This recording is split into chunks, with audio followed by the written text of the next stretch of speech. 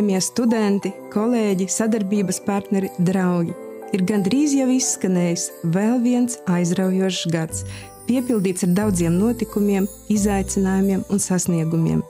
Novēlu jums visiem gandarījuma pilnu gada noslēgumu. Apkopojiet visu, kas bija labs, izaicinošs, pamācošs, savas uzvaras, sasniegumus, pārdzīvojumus, piedzīvojumus, pozitīvās emocijas, kā arī visu, kas jums palīdzēja augt un attīstīties. Tas ir arī laiks, lai sūtītu gaišas domas saviem draugiem, pateiktu paldies ģimenei, tuviniekiem, kolēģiem un to, cik ļoti jūs viņus novērtējat.